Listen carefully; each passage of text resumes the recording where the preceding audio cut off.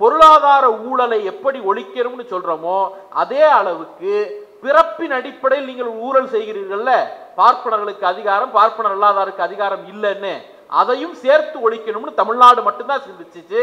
அதனாலதான் நாடு முழுக்க பெரிய வெற்றியை பெற்ற பிஜேபியால் தமிழ்நாட்டில் 2 மட்டும்தான் என்டிஏவால் வெற்றி பெற முடிஞ்சது. 2014 நிலவரம். உலகம் முழுக்க ஒரு குளோபல் லீடரா மாறிட்டார்னு மோடியை ஒரு உலக தலைவராக முன்வைத்து நடத்தப்பட்ட தேர்தல் தான் 2024 தேர்தல். ஊருக்கே வேணா பருப்பா இருக்கலாம், தமிழ்நாட்டுக்கு அதுதான் தூக்கி கொண்டு வந்து 0 சீட்ல நிக்க வச்சது தமிழ்நாடு. அறநிலையத்துறை சட்டப்படி அது இந்துக்களிடம் மட்டும்தான் இருக்க முடியும். அறநிலையத்துறையிடமிருந்து ₹1 ஊதியம் பெற்றாலும் அவர் ப்ரொஃபியூசிங் ஹிந்துவாக இருக்க வேண்டியதுதான் சட்டம். அப்ப நீ யார்கிட்ட கேட்கிற? அறநிலையத்துறையை மீட்டு இந்துக்கள்கிட்ட கொடுப்போம்னா அவர்கள் சொல்லக்கூடிய இந்து என்பது பார்ப்பனர்கள். இந்த நாட்டில் பிற்படுத்தப்பட்ட மக்கள் தங்களுடைய இடஒதுக்கீட்டுக்காக 40 to 50 ஆண்டுகள் போராடி இருக்கிறார்கள். இன்னைக்கும் அது வெறும் பேப்பர்ல மட்டும்தான் இருக்கு, நடைமுறையில இல்ல. ஆனால் எந்த போராட்டமும் நடத்தல, எந்த பேரணியும் போகல, எந்த கோரிக்கையும் வைக்கல. 50 காசுக்கு டிம்மி பேப்பர் வாங்கி ஒரு பெட்டிஷன் கூட கொடுக்கல. ஏற்கனவே 90% அதிகாரத்தில் இருக்கக்கூடிய ஒரு சாதிக்கு தூக்கி கொடுத்ததற்கு பெயர் தான் இடபிள்யூஎஸ். இந்தியாவில் எல்லா மாநிலமும் அதை ஏத்துக்கிட்டாங்க. எதிர்ப்பு இருந்தாலும் உச்ச நீதிமன்ற தீர்ப்பு வந்துச்சு, ஏத்துக்கிட்டோம் அப்படின்னு போயிட்டாங்க. ஒரே ஒரு மாநிலம் இடபிள்யூஎஸ் உச்ச நீதிமன்றமே சொன்னாலும் அமல்படுத்த முடியாதுன்னு வலுவாக இருக்கக்கூடிய மாநிலம் தமிழ்நாடு மட்டும்தான். தமிழ்நாட்டில் குழந்தை திருமணங்கள் நடக்குதுங்க அப்படின்னு சொன்னா நானே குழந்தை திருமணம் பண்ணவன் தான் அப்படின்னு சொன்னார். நீ என்ன கருமத்தை வேணாலும் பண்ணிக்கோ, அதை எதுக்கு எங்க மேல கொண்டு வந்து திணிக்கிற? இதுதான் நம்ம கேள்வி. பார்ப்பனியத்தினுடைய அடிப்படை குணமே ஒரு விஷயம் ஜனநாயகம் ஆகுதுன்னா அதுல தகுதி இல்லைன்றான். மாதா பிதா குரு தெய்வம்னு சொல்லும் போது வாத்தியார் குறுக்க ஒரு நூல் இருந்துச்சு, வெக்கத்தை வாத்தியார் வேலைக்கு போவான்னு சொல்லும் போது அந்த நூல் இல்லை. அவ்வளவுதான் வித்தியாசம். அரசியல் எப்ப வந்து புனிதம் கெட்டு போகுது? நாமெல்லாம் அரசியலுக்கு வந்த உடனே புனிதம் கெட்டு போயிடுது. ஊடகத்துறை எப்ப கெட்டு போயிடுது? நீ நரேட்டிவ் செட் பண்ற. பிற்படுத்தப்பட்ட பட்டியலின பழங்குடியின மக்கள் வந்து ஊடகத்துறையை கைப்பற்றும் போது அதுல குவாலிட்டி இல்லைன்னு ஒரு நரேட்டிவ் வந்துடுற. சீரழிக்கும் பாஜக, சீர்திருத்தும் தமிழ்நாடு. இந்த கான்டெக்ட்ல இந்த தலைப்புக்கு கீழே ஒரு அடிப்படையான செய்தி இருக்கு. என்ன? ஒரு நரேட்டிவ் இருக்கு, ஒரு ஐடியா இருக்கு. பிஜேபி வெர்சஸ் தமிழ்நாடு அப்படிங்கிற ஒரு எதிர்முனை இருக்கு. வெர்சஸ் இல்லையா? இந்த முரண் தான் வந்து இந்த தலைப்போட அடிப்படை. பிஜேபியும் தமிழ்நாடும் இந்த கான்டெக்ட் தான் இந்த தலைப்பு வருது. இது வெறும் பிஜேபி வெர்சஸ் தமிழ்நாடு அப்படிங்கிறது ஒரு ஹோல் பிக்சரா இருக்கலாம். ஆனா அது வெறும் ஒரு லைன்ல சொல்லி முடிக்கக்கூடிய விஷயம் கிடையாது. மல்டிபிள் லேயர்ல அது இருக்கு. உதாரணத்துக்கு நீங்க பொலிட்டிக்கலா பார்த்தோம்னு வச்சுக்கோங்களேன், அது பிஜேபி வெர்சஸ் திமுக. இயக்க அடிப்படையில் பார்த்தோம்னா ஆர்எஸ்எஸ் வெர்சஸ் பெரியாரிய இயக்கங்கள். கல்ச்சரலா பார்த்தோம், இன்னும் கொஞ்சம் டீப்பா போறோம், கல்ச்சரலா பார்த்தோம் அப்படின்னா அது ஆரியம் வெர்சஸ் திராவிடம். அதை இன்னும் கொஞ்சம் சாதியாக அல்லது எந்த வர்க்கத்திற்காக அல்லது எந்த அமைப்பினுடைய நலனுக்காக இவர்கள் வேலை செய்கிறார்கள் அப்படிங்கிறத பார்த்தோம்னா பார்ப்பனர் வெர்சஸ் பார்ப்பனர் அல்லாதார் அப்படிங்கிற இடத்துக்கு வந்து நிற்கும். மொழி அடிப்படையில் பார்த்தோம் அப்படின்னா அது என்னது? ஹிந்தி சமஸ்கிருத ஆதிக்கத்தை திணிக்கக்கூடிய ஒரு தரப்புக்கும் அதற்கு எதிராக மொழி உரிமையை முன்வைக்கக்கூடிய தமிழ் உரிமையை முன்வைக்கக்கூடிய ஒரு தரப்புக்குமான மோதல். அந்த மாதிரி நீங்க மொழி உரிமை களத்துல பார்க்கலாம். அதை இன்னும் கொஞ்சம் எக்ஸ்பேண்ட் பண்ணுங்க. பவர், அதிகாரத்தின் அடிப்படையில் இந்த வெர்சஸ் நீங்க போட்டு பார்த்தீங்கன்னா டெல்லியிலிருந்து அதிகாரத்தை திணிக்கக்கூடிய ஒரு கும்பலுக்கும் டெல்லி அதிகாரத்திற்கும் தமிழ்நாடு, தமிழர் நிலம், தமிழர் உரிமை அப்படின்னு பேர்க்கக்கூடிய ஒரு மாநில சுயாட்சி குரலுக்கும் இடையிலான ஒரு மோதல் அப்படின்னு நீங்க இதை பார்க்கலாம். அடிப்படையில் தத்துவ அடிப்படையில் இதை பார்த்தோம் அப்படின்னா ஒரு மதவாத தேசியத்திற்கும் மதச்சார்பற்ற தேசிய உணர்வு கொண்ட மக்களுக்கும் இடையிலான சண்டை அப்படின்னு பார்க்க வேண்டியிருக்கு. ஸோ நம்ம பிளைனா சொல்லிடுறோம், என்னது? பிஜேபி வெர்சஸ் தமிழ்நாடு அப்படின்னு சொல்லிடுறோம். ஆனால் அது ஒவ்வொரு லேயர்லையும் ஒவ்வொன்றா இருக்கு. பொலிட்டிக்கலா அது திமுக வெர்சஸ் பிஜேபி இயக்கம்னு வந்துச்சு, அது பெரியார் இயக்கம் வெர்சஸ் ஆர்எஸ்எஸ், மொழி உரிமைன்னு வந்துச்சுன்னா சமஸ்கிருத இந்தி வெர்சஸ் தமிழ் உரிமை அப்படின்னு தொடங்கி டெல்லி அதிகாரம் வெர்சஸ் தமிழ்நாடுங்கிறது வரைக்கும் வெவ்வேறு லேயர்ல அது வெவ்வேறையா ஆப்ரேட் ஆயிட்டு இருக்கு. இப்ப நீங்க யோசிச்சு பாருங்க, 2014 பிஜேபி முதல்ல ரொம்ப பவர்ஃபுல்லா எந்தவித கூட்டணியோடைய துணை இல்லாம ஆட்சிக்கு வராங்க. 2014 பிஜேபி ஆட்சிக்கு வரும் பொழுது என்ன நரேட்டிவ் அடிப்படையில் அவங்க ஆட்சிக்கு வராங்க? 2014 எந்த முழக்கத்தை வைத்து பிஜேபி ஆட்சிக்கு வந்தது? ஊழல் ஒழிப்பு. அப்ப ஒரு 14 25 30 வயது யார் ஒருவரும் இந்திய குடிமகனாக தன்னை உணரக்கூடிய இந்திய குடிமகனாக இருக்கக்கூடிய யார் ஒருவரிடமும் நீங்க போய் கேட்குறீங்க ஊழல் ஒழிக்கப்பட வேண்டுமான்னு கேட்டா என்ன கேள்வி, என்ன பதில் சொல்லுவாங்க? irrespective of caste, gender, political difference இது எல்லாத்தையும் தூக்கி போட்டுட்டு ஆமா ஊழல் ஒழிக்கப்பட வேண்டும். இந்த காமன் மென்டாலிட்டி இருக்குல்ல, இந்த மென்டாலிட்டியை பிஜேபி அறுவடை செய்தது. அப்ப ஊழல் ஒழிப்புக்கு தன்னை ஒரு நாயகராக ப்ரொஜெக்ட் பண்ணிட்டு எதிரில் நிற்கிற அத்தனை பேரையும் ஊழல்வாதிகளாக கன்ஸ்ட்ரக்ட் பண்ணாங்கல்ல, அந்த பாலிடிக்ஸ்னால 2014 ஒரு பெரிய வெற்றியை பிஜேபி பெறுகிறார்கள். அப்படி பெறும் பொழுது தமிழ்நாடு என்ன பண்ணுது? தனித்து நிற்கிறது. ஊழல் ஒழிக்கப்பட வேண்டும் தான், அதுல எந்த மாற்று கருத்தும் இல்லை.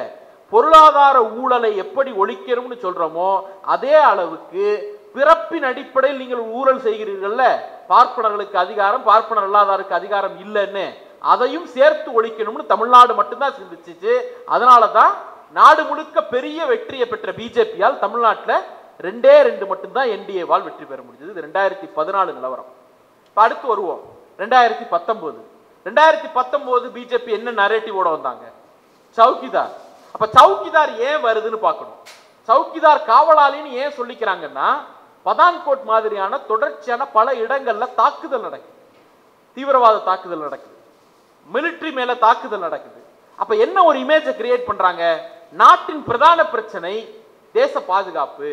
ஒரு தேசியவாத அலையை உருவாக்கி அந்த தேச பாதுகாப்பை மோடியால மட்டும்தான் கொடுக்க முடியும் அப்படிங்கிற ஒரு இமேஜை கிரியேட் பண்றாங்க.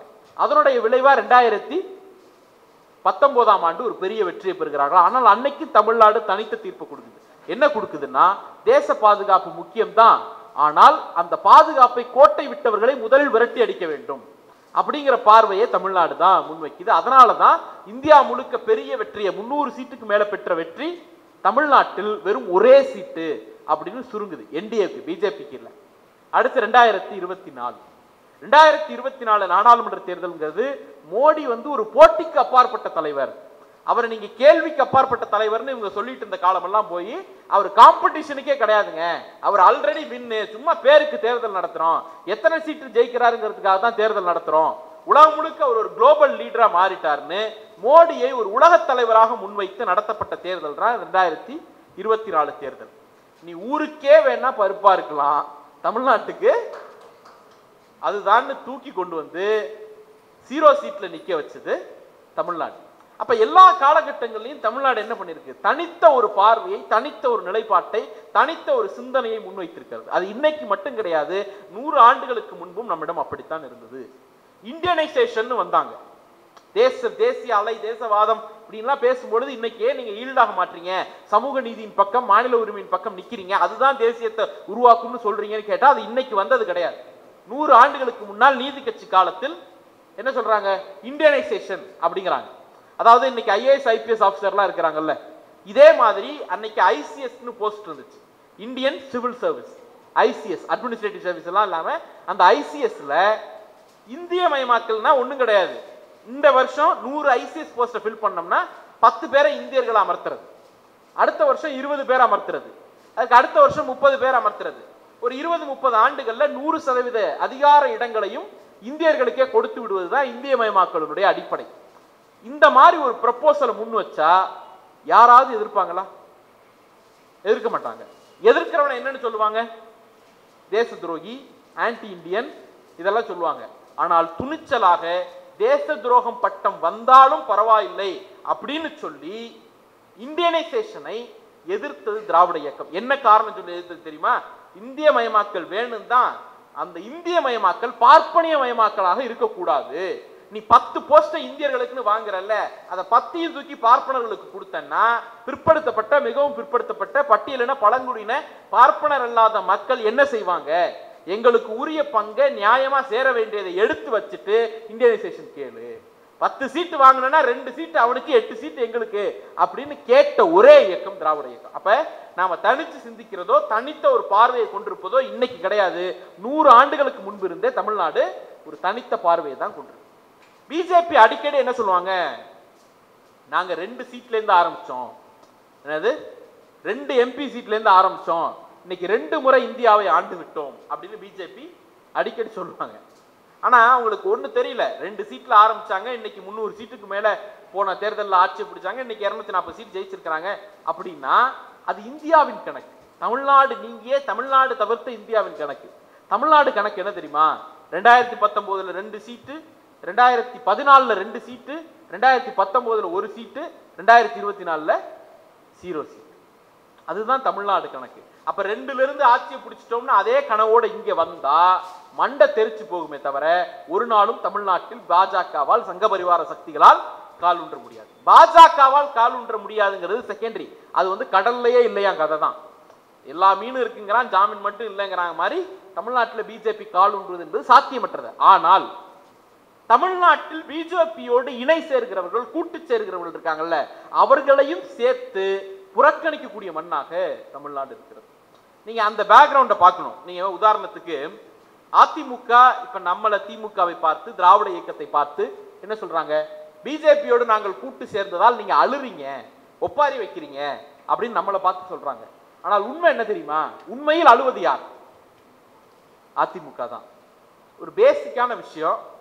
25 ஆண்டு காலம் முடிசூடா மன்னனா இருந்தேன், என்ன தோக்கடிச்சிட்டாங்க சொன்னது திமுக காரர் கிடையாது, அதிமுகவை சேர்ந்த ஜெயக்குமார். அதிமுக பிஜேபியோடு கூட்டணி வைப்பது என்பது தீக்குளிப்பதற்கு சமம் சொன்னது திமுக காரர் கிடையாது, திராவிட இயக்கத்துக்காரர் கிடையாது, ஓஎஸ் மணியன், அதிமுகவினுடைய முன்னாள் அமைச்சர். நான் தோக்கிற ஆளா விழுப்புரத்துல, பிஜேபியால தான் தோத்தேன் சொன்னது சி.வி. சண்முகம். கூட்டணி வச்ச பிறகும் அழுது கொண்டே, ஒப்பாரி வைத்துக் கொண்டே, வேற வழி இல்லாம கூட்டணி வச்சிருக்கோம் அப்படின்னு சொன்னது யாரு?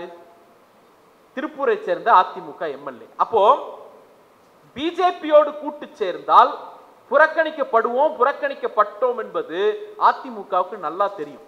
அழுவது, அழுகுரல், ஒப்பாரி வைப்பது இதெல்லாம் யார்? அதிமுக தான். அப்ப நீங்க யோசிச்சு பாருங்க, பிஜேபி ஒரு கட்சி, அந்த கட்சியோடு கூட்டு சேர்ந்தால் 1% கூட தானே செய்யணும் சார். தமிழ்நாட்டில் ஒரு 0.5% வாக்கு வங்கி அதுக்குன்னு இருக்கும்ல. அப்ப அந்த வாக்கு வங்கி வந்தால் இயல்பாகவே ஒரு கட்சி மகிழணும் தானே, மகிழ்ச்சி அடையணும் தானே. ஆனா ஏன் பயப்படுறாங்க? பிஜேபியோடு இணை சேர்ந்தால் ஏன் பயப்படணும்னா ஒரே ஒரு செய்தி தான், பிஜேபி தமிழ்நாட்டில் நெகட்டிவ் ஃபோர்ஸ். அந்த கட்சியோடு இருப்பதால் நாம் பெறக்கூடிய வாக்குகளை விட அந்த கட்சியோடு இருப்பதால் இழக்கக்கூடிய வாக்குகள் அதிகம். தமிழ்நாட்டில் பிஜேபியை ஒரு நெகட்டிவ் ஃபோர்ஸாக கட்டமைத்ததில் வெறும் அரசியல் கட்சிகளுக்கு மட்டும் பங்கு கிடையாது, பெரியாரிய இயக்கங்களுக்கு மிகப்பெரிய பங்கு உண்டு. இயக்கங்கள் என்ன பண்ணிடும் நம்ம கேட்கிறோம்ல. பிஜேபியோடு இணை சேர்ந்தால் தமிழ்நாட்டில் நெகட்டிவா மாறும் அப்படிங்கிற ஒரு சமூக சூழலை உருவாக்கியது பெரியாரிய இயக்கங்கள் தான். பொலிட்டிக்கலா அவங்களால என்ன இம்பாக்ட் பண்ண முடியும்? தேர்தல் அரசியல்ல பெரியார் என்ன இம்பாக்ட் பண்ணிட்டாரு அப்படின்னு ஒரு கேணத்தனமான கேள்விகளை தொடர்ச்சியா கேட்டுட்டு இருக்காங்கல்ல, அவங்களுக்கு சொல்லக்கூடியது ஒன்னே ஒண்ணுதான், தமிழ்நாட்டில் பிஜேபியோடு ஒரு கட்சி சேர்ந்தால் இஸ்லாமியர்கள் புறக்கணிப்பார்கள், கிறிஸ்தவர்கள் புறக்கணிப்பார்கள் அப்படிங்கிறது தமிழ்நாட்டுக்கு வெளியில உள்ள கதை, அது தமிழ்நாட்டின் கதை கிடையாது. தமிழ்நாட்டில் மட்டும்தான் தன்னை இந்து என்று உணரக்கூடிய, இந்து மதத்தின் மீது நம்பிக்கை கொண்டிருக்கக்கூடிய, கட்டாயம் கோயிலுக்கு போகக்கூடிய பெரும்பான்மை இந்து மக்களே பிஜேபியையும் பிஜேபியோடு சேரக்கூடியவர்களையும் புறக்கணிப்பார்கள். ஏன்னா தமிழ்நாடு ஒரு செக்குலர் ஸ்டேட், இது ஒரு மதச்சார்பற்ற மண். மதச்சார்பற்ற மண்ணாக தமிழ்நாட்டை பிடித்து வைத்திருக்கிறோம்ல, அதற்கு முழுமுதற் பங்கும் காரணமும் பெரியார் இயக்கங்களுக்கு தான் சேருமே தவிர வேற யாரும் அதுக்கான கிரெடிட்டை அடிப்படையில் எடுக்க முடியாது. இப்ப நம்ம இவ்வளவு உதாரணத்துக்கு இப்ப சமீபத்தில் எடுத்துப்போம், நர்கிஸ் கான்னு ஒரு கேரக்டர். எங்க ஊர், நான் கும்பகோணம் பக்கத்துல இருந்து வரேன், ரகுநாதபுரம்னு அந்த ஊர்ல ஒரு கோவில் இருக்கிறது. இந்த கோவிலுக்கு அறங்காவலர் நியமிக்கிறோம். என்ன பண்றோம்? அறங்காவலர் நியமிக்கிறோம். இந்த அறங்காவலர் இந்துவாகத்தான் இருக்கணுங்கிறது இந்த அறநிலையத்துறையுடைய சட்டம், அதை யாரும் மாற்ற முடியாது. இந்த அறநிலையத்துறை சட்டம் என்ன சொல்லுதுன்னா, ஒரு ஸ்வீப்பர் போடுறோம்ல, கூட்டி பெருக்கக்கூடியவர், அவர்ல தொடங்கி அந்த அறநிலையத்துறையினுடைய ஆணையர் வரைக்கும், கமிஷனர் வரைக்கும் முற்று முழுதும் இந்து மதத்தின் மீது நம்பிக்கை கொண்ட, வெறும் இந்து கிடையாது, ப்ரொஃபியூசிங் ஹிந்து, இந்து மதத்தை பின்பற்றக்கூடியவர்களாக இருக்க வேண்டும் அறநிலையத்துறை சட்டம். அப்ப நீங்க கேள்வி கேட்கலாம், பிஜேபி என்ன சொல்லுது? அறநிலையத்துறையை மீட்போம் இல்ல, அறநிலையத்துறையை இந்துக்களிடம் ஒப்படைப்போம் இல்ல. அறநிலையத்துறை சட்டப்படி அது இந்துக்களிடம் மட்டும்தான் இருக்க முடியும். அறநிலையத்துறையிடமிருந்து 1 ரூபாய் ஊதியம் பெற்றாலும் அவர் ப்ரொஃபியூசிங் ஹிந்துவாக இருக்க வேண்டியதுதான் சட்டம். அப்ப நீ யார்கிட்ட கேட்கிற? அறநிலையத்துறையை மீட்போம், மீட்டு இந்துக்கள்கிட்ட கொடுப்போம்னா அவர்கள் சொல்லக்கூடிய இந்து என்பது பார்ப்பனர்கள்.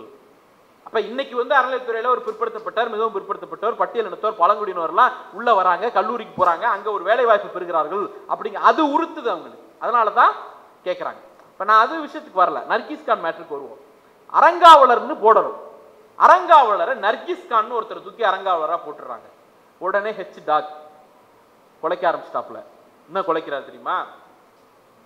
எப்படி ஒரு இஸ்லாமியரை நீங்க இந்து ஆலயத்துக்கு அறங்காவலரா போடலாம் அப்படின்னு கத்த ஆரம்பிச்சிட்டார். அதை சங்க பரிவாரங்கள், ஊடகங்கள், சமூக ஊடகங்கள் எல்லாம் எடுத்துட்டு பெரிய அளவுல பரப்புறாங்க. அடுத்த நாள் தமிழ்நாடு ஃபேக்ட் செக் யூனிட்டிடம் இருந்தும் அந்த நர்கீஸ் கானிடம் இருந்தும் ஒரு பேட்டி வருது. நான் பிறப்பால் ஒரு இந்து, என்னுடைய தாய் இந்து, என்னுடைய தந்தை இந்து, நான் கோயிலுக்கு போகக்கூடிய, மதத்தை வழிபடக்கூடிய, நம்பக்கூடிய, ஐ எம் ப்ரொஃபியூசிங் ஹிந்து, மதத்தை பின்பற்றக்கூடிய ஒரு இந்து. ஆனால் என்னுடைய தாயார் யார், அவங்க அம்மா பிரசவ வலியால் துடித்த போது அவரை காப்பாற்றி என்னை ஈன்றெடுக்க உதவிய மருத்துவர் பெயர் நர்கீஸ் கான். அவர் ஒரு இஸ்லாமியர், அவரின் நினைவாக எனக்கு நர்கீஸ் கான் பேர் வச்சாங்க. முடிஞ்சிருச்சா? இப்ப யோசிச்சு பாருங்க, ஒரு பெயரை வைத்து மத கலவரத்தை தூண்ட முயற்சி பண்ணக்கூடிய சக்திகள் ஒரு பக்கம், தன்னுடைய நம்பிக்கையை தாண்டி அவங்களுக்கும் ஒரு சாதி இருந்திருக்கும், அந்த நர்கீஸ் கான் அம்மாவுக்கு ஒரு சாதி இருந்திருக்கும், அவங்களுக்குன்னு ஒரு நம்பிக்கை இருந்திருக்கும். இதையெல்லாம் தூக்கி போட்டுட்டு மனிதாபிமான அடிப்படையில் தன்னை காப்பாற்றிய ஒரு மருத்துவர், எந்த மதத்தை சேர்ந்தவராக இருந்தாலும் பரவாயில்ல, அவர் பேரை வைக்கணும்னு முடிவு பண்ணாங்கல்ல ஒரு அம்மா, அவங்க ஒரு பக்கம். இந்த ரெண்டு பேருக்குமான ஃபைட் இருக்குல்ல, அதுதான் இன்னைக்கு தமிழ்நாட்டு அரசியல் களத்துல பிரதிபலிக்கும். இது ஏதோ பிஜேபி நம்ம 2ல இருந்து 1 ஆக்கணும், 1ல இருந்து 0 ஆக்கணும் அப்படிங்கிறது சாதாரணமா வெறும் பொலிட்டிக்கலா நடந்தது அல்ல. இதற்கு பின்னால பல விஷயங்கள் இருக்கிறது. திராவிடன் என்கிற இன உணர்வு இருக்கிறது, பார்ப்பனர் அல்லாதார் என்கிற உணர்வு இருக்கிறது, இந்தி சமஸ்கிருதத்தை எதிர்க்க வேண்டும் என்கிற அந்த பண்பாட்டு உணர்வு இருக்கிறது, டெல்லி ஆதிக்கத்தை முறியடிக்க வேண்டும் என்கிற உணர்வு இருக்கிறது, மதச்சார்பின்மை என்கிற அழுத்தமான அந்த நம்பிக்கை இருக்கிறது, கோட்பாடு இருக்கிறது.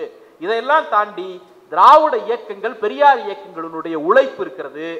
அதை பொலிட்டிக்கலா கன்வெர்ட் பண்ணி பிஜேபியை வீழ்த்தக்கூடிய திராவிட முன்னேற்ற கழகத்தினுடைய வில் பவர் ஸ்ட்ரக்சர் இருக்குது. இதெல்லாம் சேர்ந்ததுனால தான் பிஜேபி வர்சஸ் தமிழ்நாடுன்னு வருது.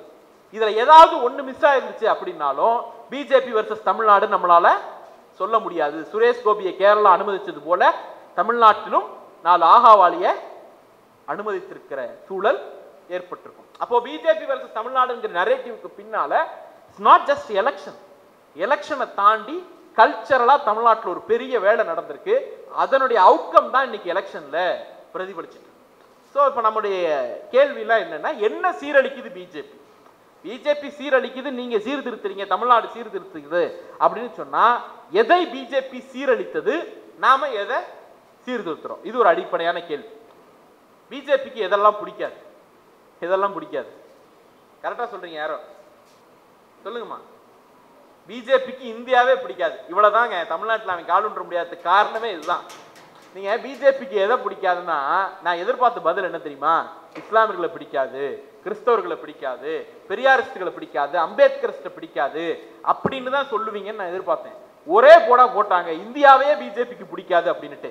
இந்த பார்வையை நீங்க இல்ல, பொலிட்டிக்கல் சயின்ஸ்ல PhD படிச்சு மதச்சார்பின்மை பக்கம் நிற்கக்கூடிய ஒரு வட இந்தியரால் இந்த பார்வையை பார்க்க முடியாது.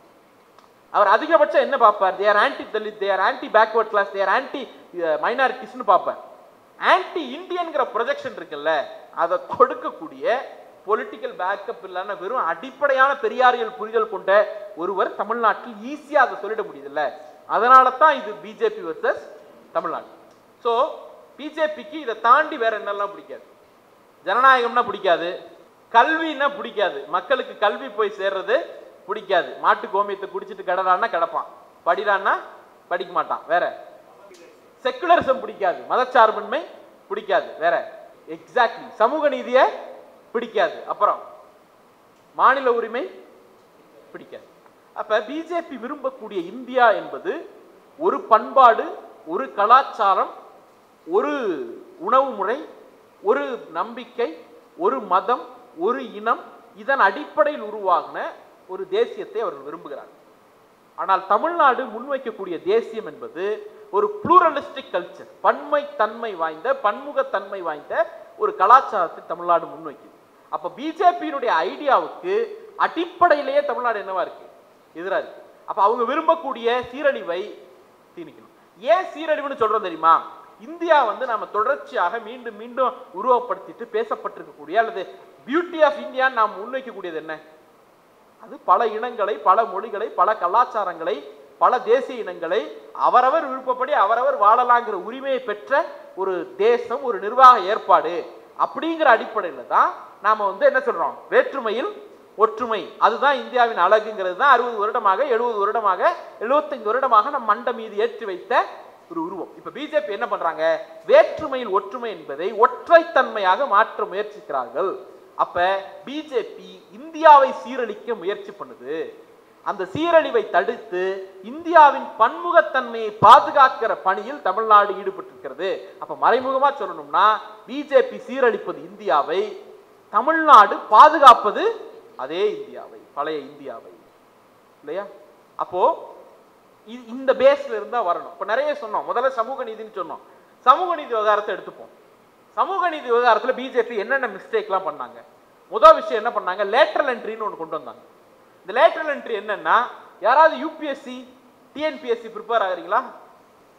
யாராவது தோழர்கள், வீட்டில் நண்பர்கள், தெரிஞ்சவங்க இந்த டிஎன்பிஎஸ்சி யூபிஎஸ்சி ப்ரிப்பேர் ஆகிறவங்களுக்குலாம் என்ன பாடுபடுவாங்கிறது நமக்கு நல்லா தெரியும். ஜென்யூனா ப்ரிப்பேர் பண்றவன் இருப்பான்ல, போனை விட்டுருவான், டிவி விட்டுருவான், சாப்பாடு நல்ல சாப்பாடு கூட சாப்பிட மாட்டான்.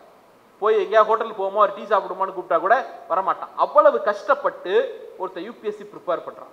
அப்படி ப்ரிப்பேர் பண்ணி வரக்கூடியவன் அதிகபட்சம் எங்க ஃபெயில் ஆயிடும் தெரியுமா? இன்டர்வியூல போயிடும். அதையும் தாண்டி ட்ரைனிங், கடுமையான ட்ரைனிங் தாண்டினா என்ன போஸ்டிங் போடுவாங்க தெரியுமா? ஏதாவது ஒரு டிஆர்ஓ போஸ்டிங் போடுவாங்க. ஏதாவது ஒரு விழுப்புரம் மாவட்டத்தில், கள்ளக்குறிச்சி மாவட்டத்தில் ஒரு சப் கலெக்டர் போஸ்டிங் போடுவாங்க. அதுதான் இனிஷியல் போஸ்டிங்கா இருக்கும், இல்லையா? பெரிய கனவோட வருவான். 10 வருஷம் 7 வருஷம் 8 வருஷம் கடுமையான ப்ரிப்பரேஷனுக்கு பிறகு ஒரு போஸ்டிங் வாங்கிட்டு அவ்வளவு கடுமையான தேர்வு முடிச்சுட்டு வந்த ஒருத்தருக்கு இனிஷியல் போஸ்டிங் என்னவா இருக்கும்? ஒரு சப் கலெக்டர் போஸ்டிங்கா இருக்கும். ஆனால் லேட்டரல் என்ட்ரி என்கிற பெயரில் இந்தியாவின் கேபினெட் செக்ரட்டரிஸ் எங்க ஒரு சப் கலெக்டர் கேபினெட் செக்ரட்டரி ஆகணும்னா தான் வாழ்நாள்ல முடியாது. போஸ்ட் ரிட்டையர்மெண்ட் வேணும்னா ஏதாவது ஸ்பெஷல் ப்ரிவிலேஜ் குறுக்க இருந்துச்சுன்னா ஆகிறதுக்கான வாய்ப்பு உண்டு, இல்லையா? அவ்வளவு கடுமையான ஒரு போஸ்டிங்க சாதாரணமா தூக்கி லேட்டரல் என்ட்ரிங்கிற பேர்ல கொடுக்கிறது. என்ன அர்த்தம் தெரியுமா? தனியாரில் கார்ப்பரேட் நிறுவனங்களில் யாரெல்லாம் சிறப்பா செயல்பட்டிருக்காங்களோ அவங்களை எல்லாம், அவங்க டேலண்டை எல்லாம் நாங்க பயன்படுத்திக்கிறோம், அரசு நிர்வாகத்துல பயன்படுத்திக்கிறோம் அப்படின்னு சொல்றது. அப்படி சொல்லி இவங்க ரெக்ரூட் பண்றாங்கல்ல, அவங்க அத்தனை பேரும் பார்ப்பனர் உள்ளிட்ட முன்னேறிய சாதியை சேர்ந்தவர்கள். யாரும் பிற்படுத்தப்பட்டவரோ, மிகவும் பிற்படுத்தப்பட்டவரோ, பட்டியல் பழங்குடியினரோ இல்லை. அப்ப நம்முடைய கேள்வி முதல் கேள்வி என்ன வருது? நீ யூபிஎஸ்சியில ட்ரெயின் பண்ணி கொண்டு வரல, அவனுக்கு திறமை இல்லைன்னு முதல்ல ஒத்துக்கிறியா? ரெண்டாவது, ஒரு கார்ப்பரேட் நிறுவனத்திட்ட பணியாற்றக்கூடியவன்ட்ட தான் அந்த திறமையை நீ கண்டுபிடிச்சியா? மூணாவது, அப்படி பணியாற்றி வரக்கூடியவர்களில் பார்ப்பனர் அல்லாதார் ஒருத்தர் கூட உனக்கு கிடைக்கலையா? அத்தனை சீட்டையும் தூக்கி பாப்பானுக்கு தான் கொடுக்கணுமா? இந்த கேள்விகள்லாம் இருக்குல்ல, இந்த கேள்வியை தமிழ்நாடு மட்டும்தான் திரும்ப திரும்ப கேட்டது. உடனே ஒன்று தெரியுங்களா? அப்படி லேட்டரல் என்ட்ரியில் வந்தவங்க தான் மாதவி புர்ச். யாரு? செபி தலைவர். செபின்னு அமைப்பு ஒன்று இருக்கு, கேள்விப்பட்டிருக்கீங்களா? பங்கு சந்தையில் யாராலும் முதலீடு பண்ணிருக்கீங்களா? ஷேர் மார்க்கெட்னு ஒன்று இருக்குன்னு தெரியுமா உங்களுக்குலாம்? தெரியும்ல. அதை ஒழுங்குமுறைப்படுத்துவதற்கு ஒரு அமைப்பு செபி, அது உயர்ந்த பொறுப்பு. அதுல வந்து அந்த அம்மா மாதவி புர்ச்சுங்கிற அம்மாவை போட்டாங்க. அந்த அம்மா என்ன பண்ணிட்டாங்க? செபியில கரப்ட் பண்ணிட்டாங்க. அப்ப நீ லேட்டரல் என்ட்ரி கொண்டு வந்ததை ஒரு கரப்டட் பாரியை உருவாக்குறதுக்குன்னு மாறிடுச்சு. ஸோ சமூக நீதிங்கிறதுனுடைய அவங்க பண்ண முதல் பிரச்சனை என்னன்னா, ஒரு பிற்படுத்தப்பட்ட மாணவன், பட்டியலின பழங்குடியின மாணவன் தன் வாழ்நாள் முழுக்க அடைய முடியாத, மிக கடினப்பட்டு ஒவ்வொரு நாளும் கஷ்டப்பட்டு அடைய முடியாத ஒரு இடத்தை ஒரு முன்னேறிய சாதியை சேர்ந்த ஒருத்தருக்கு லேட்டரல் என்ட்ரிங்கிற பேர்ல சர்வசாதாரணமா தூக்கி கொடுத்தாங்க. இது அவங்க பண்ண முதல் மிஸ்டேக். இதை நாம முறியடிச்சோமான்னு கேட்டா, 2024க்கு முன்பு அவர்கள் லேட்டரல் என்ட்ரி போட்ட போது போராடணும், கத்தணும், கதறணும். ஆனா ஒன்னும் பண்ண முடியல. 2024 மைனாரிட்டி கவர்மெண்டாக பிஜேபி மாறிய பிறகு, மாறியதற்கு காரணம் தமிழ்நாடு 40 வாஷ் அவுட் பண்ணதுதான். ஒருவேளை தமிழ்நாடு 40 வாஷ் அவுட் பண்ணலன்னா மெஜாரிட்டி வந்திருக்கிறதுக்கான வாய்ப்பு இருக்கிறது. அப்படி இல்லைனாலுமே கூட இந்தியா கூட்டணி என்கிற கான்செப்டை தமிழ்நாடு தான், திமுக தான் இந்தியா முழுக்க ப்ரப்போஸ் பண்ணி கொண்டு போய் ஒரு ஒற்றுமையை ஏற்படுத்தணும். அது அணி இல்லைன்னு போனா அவங்க மெஜாரிட்டி வந்திருப்பாங்க. 2024க்கு பிறகு ஒரு லேட்டரல் என்ட்ரி அனௌன்ஸ்மெண்ட் வருது. எல்லாருக்கும் தெரியும் யாரை எடுக்க போறாங்க அப்படின்னுட்டு. நம்ம கடுமையா எதிர்ப்பு தெரிவிக்கிறோம். பிஜேபி பின்வாங்கினார்கள். ஒரே விஷயம் தான் சார், லேட்டரல் என்ட்ரி மூலமா இந்தியாவினுடைய உயர்ந்த பொறுப்புகளை பார்ப்பனர்களுக்கு கொடுக்க வேண்டும் என்று பிஜேபி முடிவு செய்கிறது. 2024க்கு முன்பு அதை சக்சஸ்ஃபுல்லா நிறைவேற்றுது. 2024க்கு பின்பு அவர்களால் அதை நிறைவேற்ற முடியவில்லை. காரணம் தமிழ்நாடு. தமிழ்நாடு இல்லைன்னா அது தொடர்ந்து இருக்கும். இப்ப சமூக நீதியில நாம என்ன பண்ணிருக்கோம்? சீரழிக்க நினைத்ததை சீர்திருத்திருக்கோம். அடுத்து இன்னொரு கதை, மெடிக்கல் அட்மிஷன். எல்லாரும் கேள்விப்பட்டிருப்பீங்க.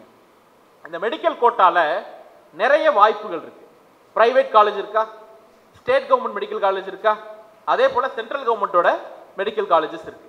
இதுல சீட்ஸ்னு பாத்தீங்கன்னா ஸ்டேட் கவர்மெண்டோட மெடிக்கல் சீட்ஸ் மெரிட் சீட்டு, அடுத்து மேனேஜ்மெண்ட் கோட்டாவோட சீட்டு, இன்னொன்னு இருக்கு ஆல் இண்டியா கோட்டா அப்படின்னு. இன்ஜினியரிங்லாம் அது கிடையாது.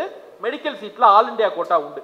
இந்த ஆல் இண்டியா கோட்டா என்னன்னா, இப்ப தமிழ்நாட்டில் 100 மெடிக்கல் சீட் எம்பிபிஎஸ் இடம் இருக்குன்னு வச்சுக்கோங்க, 15 சீட்டை ஆல் இண்டியா கோட்டாவை கொடுத்துடணும்.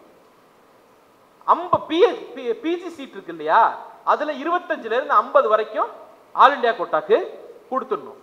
மிச்சம் 50ல இருந்து 75 தான் நாம ஃபில் பண்ண முடியும். ஸ்பெஷல் மெடிக்கல் சர்வீஸ்னு இருக்கு, சூப்பர் ஸ்பெஷாலிட்டின்னு, எம்சிஹெச் அந்த மாதிரி படிப்பு, பிஜி படிச்சு முடிச்சுட்டு எம்டிஎம்எஸ் முடிச்சுட்டு படிக்கிறது. அதுல 100 இடங்கள் இருந்துச்சுன்னா 100 இடத்தையும் எங்க கொடுக்கணும்? ஆல் இண்டியா கோட்டால கொடுக்கணும். இப்ப கொடுத்துட்டோமா? ஆல் இண்டியா கோட்டால என்னன்னா, நம்மளும் போட்டி போடலாம், பீகார்காரனும் போட்டி போடலாம், மத்திய பிரதேஷ், உத்தரப்பிரதேஷ் எல்லாரும் போட்டி போடலாம். அப்படி போட்டி போட்டு வராங்கல்ல, அதுல இடஒதுக்கீடு கொடுக்கணுமா வேணாமா?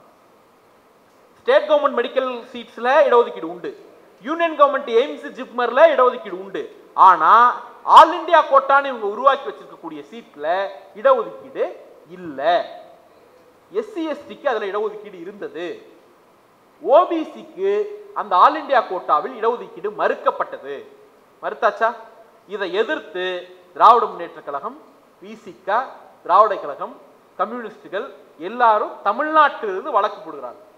தமிழ்நாட்டுக்கு இடஒதுக்கீடு கொடுன்னு அல்ல கோரிக்கை, தமிழ்நாட்டில் இருக்கக்கூடிய பிசி எம்பிசிக்கு இடஒதுக்கீடு கொடுன்னு அல்ல கோரிக்கை, இந்தியா முழுக்க இருக்கக்கூடிய ஓபிசிகளுக்கு 27% இடஒதுக்கீட்டை கொடுங்கிறது தான் கோரிக்கை. சார், இப்ப அக்கா பேர் என்னக்கா? பிரீத்தி அக்கா ஒரு கேஸ் போடுறாங்க. என்ன கேஸ் தெரியுமா? இடஒதுக்கீடு ஏன் கொடுக்கலன்னு கேஸ் போடுறாங்க. இடஒதுக்கீடு ஏன் கொடுக்கலன்னு, ஏன் கொடுக்கறன்னு, அதாவது கொடுக்க கூடாதுன்னு போடல. அப்ப இடஒதுக்கீடு ஏன் கொடுக்கலன்னு அக்கா கேட்டா அதனுடைய மீனிங் என்ன? குடுறான்னு தானே அர்த்தம். இடஒதுக்கீட குடுறான்னு தான் அர்த்தம். இப்ப நான் போய் ஒரு கேஸ் போடுறேன், இடஒதுக்கீட கொடுங்கன்னு போடுறேன். இப்ப கவர்மெண்ட் என்ன பண்ணுது தெரியுமா? ஏற்கனவே ஒரு கேஸ் பெண்டிங் இருக்கு, அதனால உன் கோரிக்கையை பரிசீலனை பண்ண முடியாது. 2 பேரோட டிமாண்ட் என்ன? இடஒதுக்கீடு கொடுங்கிறது தான். அப்ப ஆட்டோமேட்டிக்கா என்ன பண்ணிருக்கலாம்? கொடுக்கிற மனம் இருந்தா 2 பேரையும் கூப்பிட்டு கொடுக்கிறோம்னு சொல்லியிருந்திருக்கலாம். இதே வேலையை தான் பிஜேபி பண்ணுச்சு.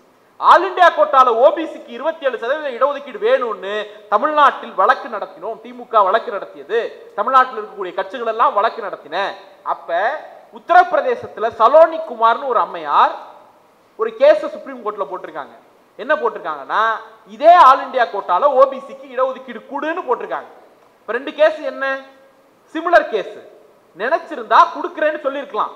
ஆனால் சலோனி குமார் வழக்கு நிலுவையில் இருப்பதால் தமிழ்நாடு கட்சிகள் தொடர்ந்த வழக்கை பரிசீலிக்க முடியாது சொன்னது மோடி அரசாங்கம் இல்லையா? ஆனா இடபிள்யூஎஸ்க்கு எதிராக சலோனி குமாராவது ஏன் கொடுக்கலன்னு தான் கேட்கிறாங்க. இடபிள்யூஎஸ் இடஒதுக்கீடு செல்லாதுன்னு ஒரு வழக்கு போட்டிருக்கோம். ஆனால் கூச்சமே இல்லாம இடபிள்யூஎஸ் ஆல் இண்டியா கோட்டால 10% அமல்படுத்தினாங்க. எவ்வளவு பெரிய துரோகம் இது! இந்த துரோகத்தை முறியடிச்சு சென்னை உயர் நீதிமன்றத்தில் நாம ஒரு தீர்ப்பு வாங்குறோம். என்ன தீர்ப்பு? ஓபிசி 27% இடஒதுக்கீடு ஆல் இண்டியா கோட்டாக்கு செல்லும், இந்த வருஷமே கொடு அப்படின்னு. சலோனி குமார் வழக்கு பெண்டிங் இருக்குங்க, அது இருந்துட்டு போட்டு நீ இதை கொடு அப்படின்னு நாம வாங்கிட்டோம். சுப்ரீம் கோர்ட்டுக்கு போயும் வாங்கிட்டோம். ஆனால் அமல்படுத்த பிஜேபி மறுக்கிறது. கண்டெம்ட் பெட்டிஷனை திராவிட முன்னேற்ற கழகம் போடுது. என்னது? நீதிமன்ற அவமதிப்பு அப்படின்னு ஒரு கேஸ் போடுறோம். கேஸ் போட்டு அதற்கு பிறகுதான் இந்தியா முழுக்க இருக்கக்கூடிய ஓபிசி மக்களுக்கு அகில இந்திய தொகுப்பில் மருத்துவ இடஒதுக்கீட்டில் 27% தமிழ்நாடு தான் பெற்றுக் கொடுத்தது. பிஜேபி சீரழிக்க நினைத்த ஓபிசி இடஒதுக்கீட்டை சீர்திருத்திய இயக்கம் திராவிட முன்னேற்ற கழகம், திராவிட இயக்கம் தமிழ்நாடு. அப்படியே இடபிள்யூஎஸ்க்கு வாங்க. இந்த நாட்டில் பட்டியலின மக்கள், பழங்குடியின மக்கள் தங்கள் இடஒதுக்கீட்டுக்காக 50 ஆண்டுகள் போராடி இருக்கிறார். இன்னைக்கு வரைக்கும் அது முழுமையடையல. இந்த நாட்டில் பிற்படுத்தப்பட்ட மக்கள் தங்களுடைய இடஒதுக்கீட்டுக்காக 40 50 ஆண்டுகள் போராடி இருக்கிறார்கள். இன்னைக்கும் அது வெறும் பேப்பர்ல மட்டும்தான் இருக்கு, நடைமுறையில இல்ல. ஆனால் எந்த போராட்டமும் நடத்தல, எந்த பேரணியும் போகல, எந்த கோரிக்கையும் வைக்கல. ஒரு பெட்டிஷன் 50 காசுக்கு டிம்மி பேப்பர் வாங்கி ஒரு பெட்டிஷன் கூட கொடுக்கல. தங்க தட்டில் வைத்து 10% இடஒதுக்கீட்டை ஏற்கனவே 90% அதிகாரத்தில் இருக்கக்கூடிய ஒரு சாதிக்கு தூக்கி கொடுத்ததற்கு பெயர் தான் இடபிள்யூஎஸ். இந்தியாவில் எல்லா மாநிலமும் அதை ஏத்துக்கிட்டாங்க. எதிர்ப்பு இருந்தாலும் உச்ச நீதிமன்ற தீர்ப்பு வந்துச்சு, ஏத்துக்கிட்டோம் அப்படின்னு போயிட்டாங்க. ஒரே ஒரு மாநிலம் இடபிள்யூஎஸ் உச்ச நீதிமன்றமே சொன்னாலும் அமல்படுத்த முடியாதுன்னு வலுவாக இருக்கக்கூடிய மாநிலம் தமிழ்நாடு மட்டும்தான். அப்ப இடஒதுக்கீட்டை, சமூக நீதியை பிஜேபி சீரழிக்க முயற்சி செய்கிறது. தமிழ்நாடு அதை சீர்திருத்துவதற்கான வேலைகளில் ஈடுபட்டிருக்கு. இது ஒண்ணு. அடுத்தது, பிஜேபிக்கு இந்தியா எப்படி பிடிக்காதோ அதே போல இந்தியன் கான்ஸ்டிடியூஷன் சுத்தமா பிடிக்காது. இந்திய அரசியலமைப்பு சட்டத்தை சீரழிக்க வேண்டும் என்பது பாஜகவினுடைய அடிப்படையான இலக்கு. சார் ஒன்னே ஒண்ணுதான் சார், திராவிட இயக்கங்களும் திராவிட முன்னேற்ற கழகமும் திராவிட கழகங்களும் இந்திய அரசியலமைப்பு சட்டத்தை திருத்த வேண்டும் என்று கேட்டன. பெரியார் ஒருபடி மேலே போய் திராவிட இயக்க வரலாற்றில் மிகப்பெரிய தியாகங்களை செய்த ஒரு பெரும் போராட்டம்னு சொன்னா சட்டத்தை எதிர்ச்ச போராட்டம் தான். எத்தனை பேரை சிறைக்கு கொடுத்தோம், எத்தனை பேரை சாகு கொடுத்தோம் அப்படிங்கிறது கணக்கிலே இல்லாத அளவிற்கு திராவிட இயக்க வரலாற்றில் பெரியார் நடத்திய பிரம்மாண்ட போராட்டம்னா அது சட்டத்தை எரித்த போராட்டம், சட்ட பிரிவுகளை கொளுத்திய போராட்டம். அப்ப சட்டத்தின் மீது இவ்வளவு வெறுப்பை நீங்க கொட்டிட்டு இன்னைக்கு அந்த சட்டத்தை பாதுகாப்போம் நீங்க சொல்றீங்க அப்படின்னு பிஜேபி நம்மளை பார்த்து என்ன சொல்லுவான் இல்லையா? ஆனால் ஒன்றே ஒன்றுதான், திராவிட இயக்கமும் தமிழ்நாட்டில் இருக்கக்கூடிய கட்சிகளும் சட்டத்தை திருத்தணும்னு சொன்னது அந்த அரசியலமைப்பு சட்டத்தினுடைய உண்மையான நோக்கத்தை நிறைவேற்ற வேண்டும் என்பதற்காகத்தான். அரசியலமைப்பு சட்டம் என்ன சொல்றது? அண்ணல் அம்பேத்கர் என்ன சொல்கிறார்? அரசியலில் நான் சமத்துவத்தை கொண்டு வந்து விட்டேன். One man one vote. இன்னைக்கு சூர்யாவுக்கும் ஒரு மதிப்பு தான், கீர்த்தி அக்காவுக்கும் ஒரு மதிப்பு தான், சந்தோஷ் அண்ணனுக்கு ஒரு மதிப்பு தான், உமாபதி அண்ணனுக்கு ஒரு மதிப்பு தான், பிரகாஷ் தோழருக்கு ஒரு மதிப்பு தான். நாங்க வெவ்வேறு சாதி, வெவ்வேறு மதம், வெவ்வேறு பாலினம், வெவ்வேறு சமூக பின்புலம். ஒருத்தர் பண்ணையாரா இருக்கலாம், ஒருத்தர் பரதேசியா இருக்கலாம், ஒண்ணுமே இல்லாம இருக்கலாம், வித்தியாசம் இருக்கிறது. ஆனால் எல்லோருடைய வாக்கும் பொலிட்டிக்கலா ஒரு மதிப்பு தான். எனக்கு என்ன மதிப்போ அதுதான் உங்களுக்கு, உங்களுக்கு என்ன மதிப்போ அதுதான் அவருக்கு. இந்த சமத்துவத்தை அரசியல் அடைஞ்சிட்டோம். அதுதான் அம்பேத்கர் சொல்லுகிறார். அரசியலமைப்பு சட்டம் நிறைவேற்றப்பட்டு ஏற்றுக்கொள்ளப்பட்ட பிறகு சொல்லுகிறார், we are entering into contradiction. ஒரு முரண்பட்ட சமூக அமைப்புக்குள்ளே நாம் நுழைகிறோம். அரசியலில் சமத்துவத்தை கொண்டு வந்து விட்டேன். ஒரு ஓட்டு, ஒரு மனிதன், ஒரு வாக்கு, ஈக்குவல் பண்ணிட்டோம். ஆனால் சமூகத்திலும் பொருளாதாரத்திலும் அந்த நீதியை நம்மால் நிலைநாட்ட முடியல அப்படின்னு சொன்னார் இல்லையா? அப்ப அரசியல் அமைப்பு சட்டம் எதை வலியுறுத்துகிறது? மனிதர்கள் சமம்னு வலியுறுத்துது இல்லையா? ஒண்ணு. மாநிலங்களுக்கான சுயநிர்ணய உரிமையை, மாநிலங்களுக்கான அதிகாரத்தை அதிகமாக கொடுக்கணும் அப்படிங்கிறது அரசியலமைப்பினுடைய அடிப்படை கூறு. அன்னைக்கு கொடுக்க முடியல, பிற்காலத்தில் கொடுப்போங்கிறது தான் அன்னைக்கு அரசியல் நிர்ணய சபை கொடுத்த கமிட்மெண்ட் இல்லையா? அப்போ தமிழ்நாடு அரசியலமைப்பு சட்டத்தை திருத்தின்னு சொன்னது அதன் உண்மையான நோக்கங்களை நிறைவேற்றுவதற்கு, சமத்துவத்தை கொண்டு வரணுங்கிறதுக்காக தான் சாதியை பாதுகாக்கும் பிரிவுகளை பெரியார் கொளுத்தினார். அரசியலமைப்பு சட்டத்தின் நோக்கத்தை சிதைப்பதற்காக அவர் கொளுத்தவில்லை. அரசியலமைப்பு சட்டம் வலியுறுத்தக்கூடிய சமத்துவத்தை நிலைநிறுத்துவதற்காகத்தான் பெரியார் சட்டத்தை கொளுத்தினார். So the value of constitution நிலைநிறுத்தணுங்கிறது தான் நோக்கம். இன்னைக்கு மாநில சுயாட்சி கேட்கிறோம், சட்டத்தை திருத்துங்கன்னு சொல்றோம்னா கான்ஸ்டிடியூஷனுடைய பேசிக் வேல்யூ இது இந்தியா என்பது ஒரு யூனியன், இந்தியா ஒரு கூட்டாட்சி என்கிற பார்வையை கான்ஸ்டிடியூஷன் முன்வைக்குது. அந்த உண்மையான நோக்கத்தை நிறைவேற்றணும்னா நீ இதெல்லாம் திருத்துன்னு நாம சொல்றோம். ஆனா பிஜேபி திருத்துன்னு சொல்றதுக்கு வேற நோக்கம் உண்டு. பிஜேபி என்ன சொல்றான்? இது மதச்சார்பற்ற ஒரு செக்குலர் ஸ்டேட்டா இருக்க கூடாது. நாமளும் திருத்துன்னு சொல்றோம், சங்கியும் திருத்துன்னு சொல்றான். நாம திருத்துன்னு சொல்றது அதனுடைய உண்மையான வேல்யூவை காப்பாத்துறதுக்கு, பிஜேபி சங்கிகள் திருத்துன்னு சொல்றது அதனுடைய வேல்யூவை அழிப்பதற்கு, கான்ஸ்டிடியூஷனை செல்லாதாக்குவதற்கு, கான்ஸ்டிடியூஷனை அக்கு வேற ஆணி வேற பிரிச்சு போடுறதுக்கு. ஒரு சின்ன உதாரணம் சொல்லணும்னா, நாம ஒரு கல்லை கொடுத்து சிற்பி கல்லை உடைக்கிறதுக்கும் கல்லு உடைக்கிறவன் கல்லு உடைக்கிறதுக்கும் வித்தியாசம் இருக்குல்ல. இல்லையா? சிற்பிக்கு நோக்கம் ஒரு சிலை, கல்லுடைக்கிறவருக்கு நோக்கம் ஜல்லி. பிஜேபி பண்ற வேலை அரசியலமைப்பு சட்டத்தை ஜல்லி ஜல்லியா உடைக்கணும்னு முயற்சி பண்றாங்க. நாம அதை பாதுகாத்து ஒரு சிற்பமாக மாற்ற வேண்டும் என்று முயற்சி. அவர்கள் சீரழிக்கிறார்கள், நாம சீர்திருக்கிறோம். சார், இப்ப இந்திய அரசியலமைப்பு சட்டத்தில் ரொம்ப பெக்யூலியரான ஒரு இது இருக்கு. என்னது? மதச்சார்பின்மை, செக்குலரிசம் அப்படிங்கிறது இந்திய அரசியலமைப்பு சட்டம் வலியுறுத்தக்கூடிய ஒரு விஷயம். இதுல எந்த மாற்று கருத்து இல்லைல்ல, எல்லாரும் ஏத்துக்கிறோம்ல. ஆனா சிஏஏன்னு ஒரு சட்டம் கொண்டு வந்தாங்களா? இந்த சிஏஏங்கிற சட்டம் என்ன வலியுறுத்துது? சிஏஏங்கிற சட்டம் ஒரு எக்ஸ்க்ளூஷன் சட்டம் சார். ஒண்ணே இல்லை, குடியுரிமை சட்டம்னு ஒண்ணு வந்த போது தமிழ்நாட்டிலிருந்து திமுக திராவிட இயக்கங்கள் அதை எதிர்த்தது, ஆம் ஆத்மி எதிர்த்தது இல்லையா? திமுக எதிர்த்ததற்கும் ஆம் ஆத்மி எதிர்த்ததற்கும் வித்தியாசம் இருக்கிறது. திமுகவோட எதிர்ப்பு என்னன்னா, வெளி மாநிலங்களிலிருந்து வெளிநாடுகளிலிருந்து இங்க அகதிகளாக வந்து தங்கி இருக்கக்கூடியவர்கள் உள்நாட்டு கலவரங்களால், போரால், வன்முறையால் பாதிக்கப்பட்டு இந்தியாவிற்கு அடைக்கலம் தேடி வந்தவர்களை மனிதனாக மட்டும் ட்ரீட் பண்ணுங்க, சட்டப்படி அவங்களுக்கு குடியுரிமை கொடுங்க, மதத்தின் அடிப்படையில் குடியுரிமை கொடுக்காதீங்கிறது நம்முடைய குரல். ஆனா ஆம் ஆத்மியினுடைய குரல் பிஜேபியின் குரலை விடவும் மோசமான குரல். அவங்க என்ன சொன்னாங்க தெரியுமா? வெளியிலிருந்து வரக்கூடிய யாருக்கும் குடியுரிமையே கொடுக்காதன்னாங்க. சிஏஏவை நம்மளும் எதிர்க்கிறோம், அவங்களும் எதிர்க்கிறாங்க. ரெண்டு எதிர்ப்பும் ஒண்ணு கிடையாது. அதனாலதான் திமுகவின் நாடாளுமன்ற உறுப்பினர் கட்ட கடைசியா ஒரு 2 திருத்தத்தை கொண்டு வரார். சார், சிஏஏ என்ன பண்ணுது? 2 பேரை எக்ஸ்க்ளூட் பண்ணுது. அது இன வழியாக, இனத்தின் அடிப்படையில் தமிழர்களை எக்ஸ்க்ளூட் பண்ணுது. ஏன்னா அண்டை மாநிலம்னு அண்டை நாடுன்னு சொல்றீங்க. பங்களாதேஷ் உங்களுக்கு அண்டை நாடாகுது, மியான்மர் அண்டை நாடாகுது, பாகிஸ்தான் அண்டை நாடாகுது, ஆப்கானிஸ்தான் கூட உங்களுக்கு அண்டை நாடாகுது. அப்ப இலங்கை அண்டை நாடா இல்லையா? இலங்கையை நீங்க சேர்த்துக்கிட்டீங்கன்னா அங்க இருக்கக்கூடிய ஈழத்தமிழர்களை இங்க குடியுரிமை கொடுக்க வேண்டிய நெருக்கடி ஏற்பட்டுவிடும். அதனால இவங்க என்ன பண்றாங்க? இலங்கையை அண்டை நாடுகள்ங்கிற கேட்டகரியில இருந்து தூக்குறாங்க. அடுத்து மதத்துக்கு வாங்க. பாதிக்கப்பட்ட மக்கள் காஷ்மீர்ல இருந்து, பாகிஸ்தான்ல இருந்து இஸ்லாமியர்கள் பாதிப்படைய மாட்டாங்கன்னு நீங்க வச்சுப்போம், ஒரு பேச்சுக்கு வச்சுப்போம். ஆனா ரோஹிங்கியா முஸ்லிம்ஸ் இருக்காங்கல்ல, அங்க யார்? இஸ்லாமியர்கள் தானே பாதிக்கப்படுறாங்க. அப்ப இன வழியில் அது தமிழர்களை புறக்கணிக்கிறது, எக்ஸ்க்ளூட் பண்ணுது. மத வழியில் இஸ்லாமியர்களை எக்ஸ்க்ளூட் பண்ணுது. அவங்க நோக்கம் என்ன? ஒன்னு தமிழர்களை எக்ஸ்க்ளூட் பண்ணணும், இஸ்லாமியர்களை எக்ஸ்க்ளூட் பண்ணணும்.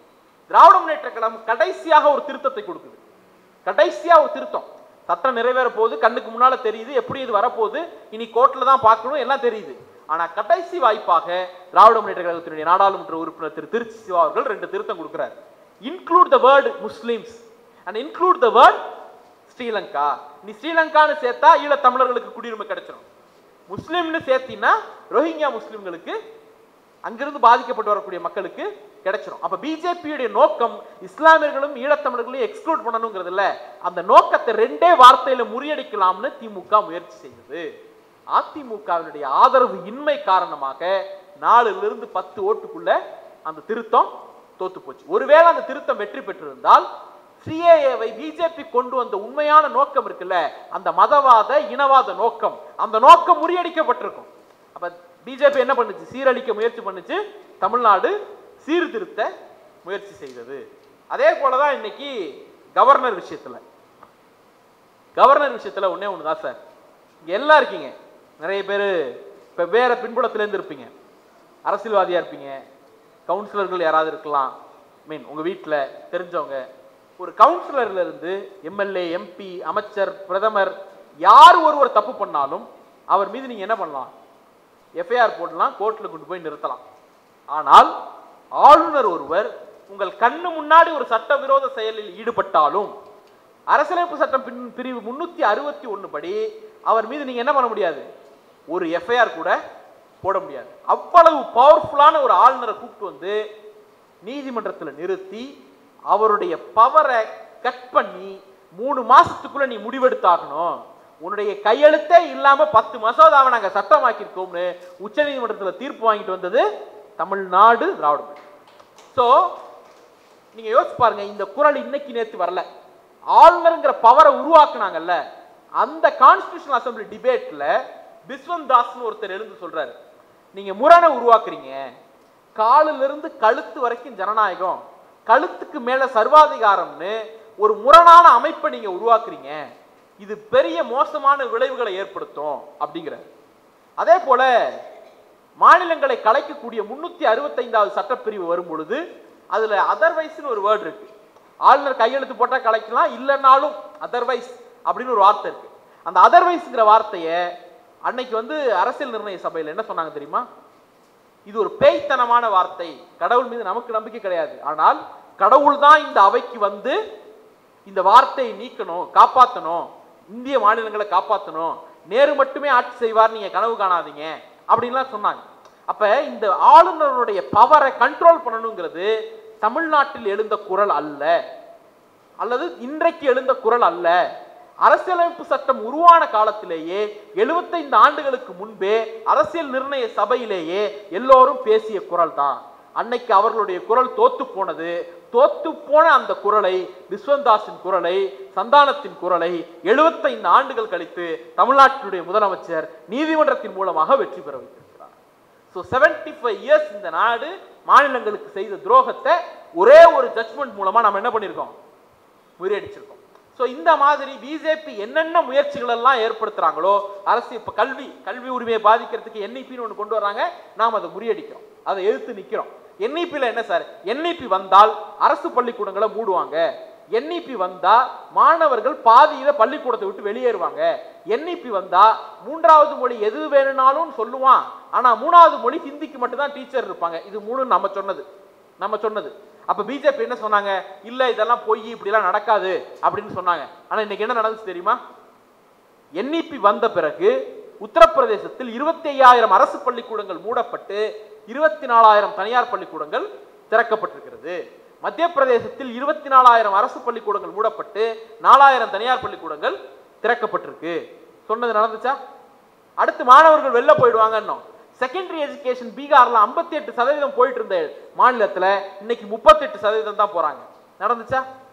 3வது மொழி எது வேணாலும் இருக்கலாம், உன் இஷ்டத்துக்கு படிக்கலாம் அப்படின்னு சொன்னாங்க. ஆமாங்க, எங்க இஷ்டத்துக்கு படிக்கலாம், ஆனா நீங்க டீச்சர் ஹிந்திக்கு மட்டும் தான் போடுவீங்க நம்ம சொன்னோம். இன்னைக்கு நாம சொன்னதை மகாராஷ்டிராவுடைய முதலமைச்சர் சொல்றாரு, 3வது மொழி ஆப்ஷன் தான், ஆனா ஹிந்திக்கு மட்டும் தான் டீச்சர் இருக்காங்க. இதெல்லாம் நம்ம சொன்னோம். நடந்துச்சா? நாம எதையெல்லாம் எச்சரிச்சோமோ அதெல்லாம் நடந்துச்சு. அடிப்படையில் கல்விக் கொள்கையை தமிழ்நாடு நிராகரிப்பது இது முதல் முறை அல்ல. நேரு காலத்தில் வந்த கல்விக் கொள்கையை நிராகரிச்சிருக்கிறோம், கோத்தாரி கல்வி கமிஷனை நிராகரிச்சிருக்கிறோம், ஏஎல்எம் கல்வி கமிஷனை நீதி கட்சியிலிருந்து போனவர், மெட்ராஸ் பல்கலைக்கழகத்தினுடைய நீண்டகால துணைவேந்தராக இருந்தவர், தமிழ்நாட்டில் இருந்து போனவர், அவர் உருவாக்கிய கல்வி கமிஷன் இருக்குல்ல, அந்த கல்வி கமிஷனையும் தமிழ்நாடு நிராகரித்தது. அதே போல ராஜீவ்காந்தி காலத்தில் போடப்பட்ட கல்வி கமிஷனையும் தமிழ்நாடு நிராகரித்தது. ஆனால் நிராகரிக்கிற உரிமையை மாநிலங்களுக்கு கொடுத்தார்கள். நிராகரிக்கிற உரிமையை மாநிலத்துக்கு கொடுத்தாங்க, அதனால நிதியை நிறுத்தல. இன்னைக்கு மோடி காலத்தில் ஒரு கல்விக் கொள்கையை நாம நிராகரிக்கிறோம் அப்படின்னா உனக்கான நிதியை நான் நிறுத்துவேன். இப்ப இது என்னது?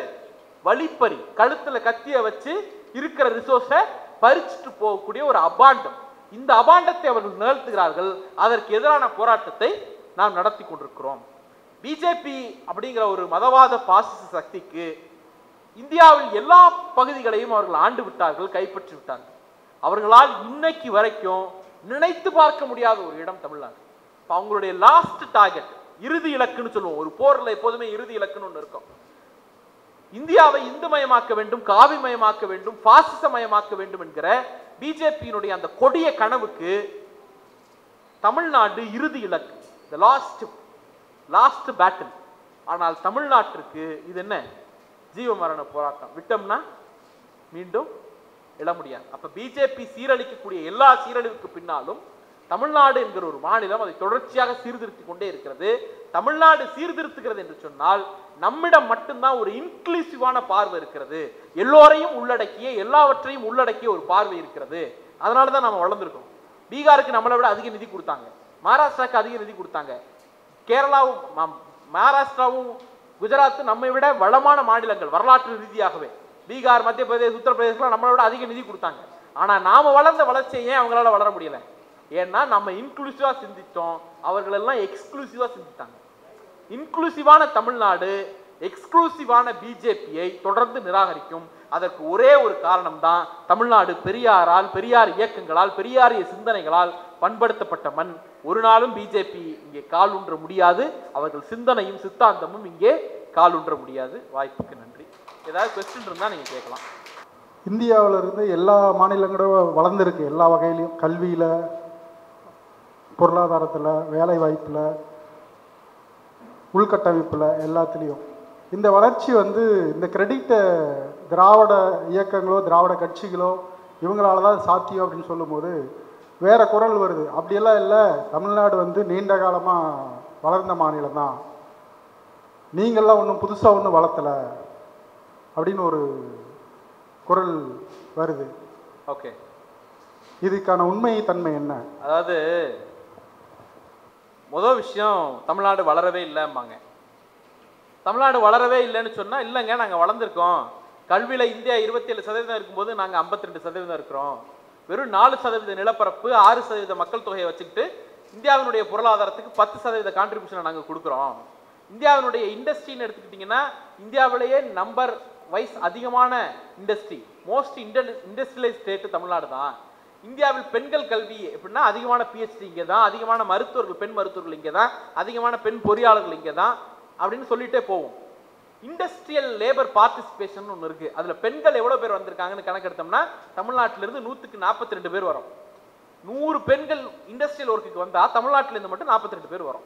இதெல்லாம் நம்ம சொன்னோம்னா, முதல்ல வளரவே இல்லைன்னு சொன்னான்ல அவன் சொல்லுவான், இல்லைங்க அதெல்லாம் அப்பையிலேருந்து இருந்துச்சுங்க அப்படிமா, இதுக்கு உங்களுக்கு சம்மந்தம் இல்லைங்க அப்படிமா. உண்மை என்ன தெரியுமா? தமிழ்நாட்டினுடைய பாவர்ட்டி, பீகாருடைய பாவர்ட்டி, வறுமை, இது ரெண்டுத்தையும் கணக்கிடுவோம். 1961 தமிழ்நாட்டினுடைய பாவர்ட்டி 51%, 51.8%. பீகாரோட பாவர்ட்டி 49%. இன்னைக்கு 2024 பீகாரோட பாவர்ட்டி 34%, தமிழ்நாட்டுடைய பாவர்ட்டி 2%. இந்தியாவில் வறுமையை 2% கீழே கொண்டு வந்த ஒரே மாநிலம் தமிழ்நாடு மட்டும்தான்.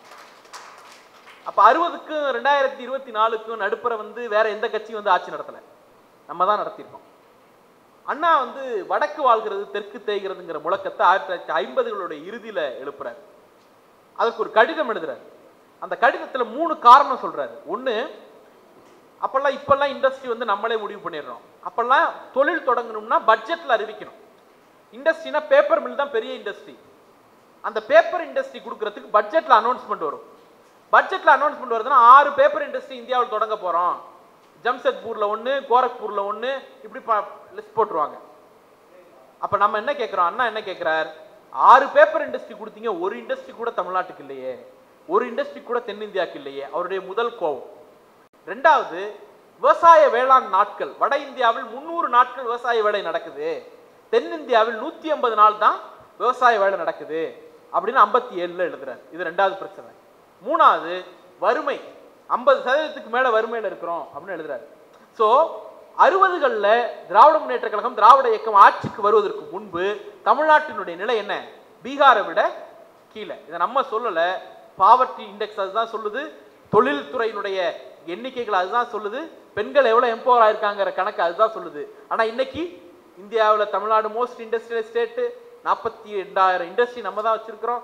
அவுட்கம் அதிகம் நம்மகிட்ட தான் வருது, அதிகம் படித்தவர்கள் இங்க இருந்து தான் வராங்க. இது எல்லாம் இந்த 50 வருஷத்துல சாத்தியப்படுத்தினது தான், எதுவும் அதற்கு முன்பு நடக்கல. இவன் சொல்லுவான், யானை கட்டி போர் அடிச்சா, மாடு கட்டி போர் அடிச்சா மாளாதுன்னு, யானை கட்டி போர் அடிச்சாங்க, அதுக்காக தான் தமுக்கம் மைதானத்தையே மதுரையில கட்டி வச்சோம் அப்படிமா. இதெல்லாம் எப்ப, சோழர் அப்படின்னு ஒரு கற்பனைக்கு எட்டாத ஒரு பழங்காலத்து சொல்றானே தவிர, உன் தாத்தா காலத்துல அரிசி சோறு சாப்பிட்டியா? முதல்ல நீ அரிசி சோறை நீ பொங்கலுக்கு தீபாவளிக்கு தானே சாப்பிட்ட. இட்லின்னா அது என்ன பண்டிகை கால உணவு தானே, காலையில ஆக்கின சோறு தானே ராத்திரி வரைக்கும், இன்னும் சொல்ல போனா அடுத்த நாள் வரைக்கும். சோள கஞ்சியை சாப்பிட்டு தானே வயிறு வளர்த்தான் இல்ல. ஆனா இன்னைக்கு காலையில வச்ச சாம்பாரை மதியம் சாப்பிட மாட்டோம், மதியம் வச்ச சாப்பாரை நைட்டு தோசைக்கு தொட்டுக்கிறது இல்லை. இது ஏன் வருது அப்படின்னா 50 வருஷத்துல நடந்தது தானே, இன்னும் சொல்ல போனா கடைசி 30-35 வருஷத்துல நடந்தது தானே. ஸோ இது வந்து சாதாரணமா நடக்கல, நம்மால் நடத்தப்பட்டது, திராவிட இயக்கங்களால் நடத்தப்பட்டது. வேற யாருக்கும் இதுல கிரெடிட் எடுக்கவே முடியாது. இப்ப அடுத்த கேள்வி கேட்பாங்க, இதெல்லாம் தானா நடந்துச்சா? அது தானா நடந்துச்சுங்க அப்படிம்பாங்க. உங்க ஆட்சிக்கு வந்தாலும் தானா நடந்துச்சுங்க அப்படிம்பாங்க. இப்போ உதாரணத்துக்கு இந்த 9.69% வளர்ச்சின்னு நம்ம சொல்றோம். தமிழ்நாடு இப்போ 9.69% ஜிடிபியில் வளர்ந்துருக்கு நம்ம சொல்றோம். இது தானா நடக்கல. போன ஆண்டு பட்ஜெட்ல ஜிசிசி பாலிசின்னு ஒரு பாலிசி இன்ட்ரோடியூஸ் பண்றோம். இந்த ஜிசிசி பாலிசினா என்னன்னா, இப்ப பெரிய பெரிய நிறுவனங்கள் தங்களுடைய குளோபல் கேப்பபிலிட்டி சென்டரை தமிழ்நாட்டில் தொடங்கணும்னு கூப்பிடுறோம். மைக்ரோசாஃப்ட் இருக்கு, கூகுள் இருக்கு, இந்த மாதிரியான நிறுவனங்கள் தங்களுடைய பேக் அண்ட் ஆஃபீஸ் இருக்குல்ல, அதை வந்து தமிழ்நாட்டில் தொடங்கணும்னு கூப்பிடுறோம். அப்படி கூப்பிடும்போது அவங்களுக்கு ஒரு இன்சென்டிவ் கொடுக்குறோம். என்ன இன்சென்டிவ் கொடுக்குறோம் தெரியுமா? முதல் வருடம் 1 லட்சம் ரூபாய்க்கு மேல நீ 10 வேலையை உருவாக்குனா ஒவ்வொரு வேலைக்கும் 30% சம்பளத்தை யார் கொடுக்குறா? மாநில அரசாங்கம் கொடுத்துரும். 2வது வருஷம் 20% சம்பளத்தை மாநில அரசாங்கம் கொடுத்துரும். 3வது வருஷம் 10% சம்பளத்தை மாநில அரசாங்கம் கொடுத்துரும். அப்போ தொழில் தொடங்குறோம், அவன் எம்ப்ளாய்க்கு மாநில அரசாங்கம் நிதி கொடுக்குது இல்ல? அப்ப அந்த கம்பெனி என்ன நினைப்பான்?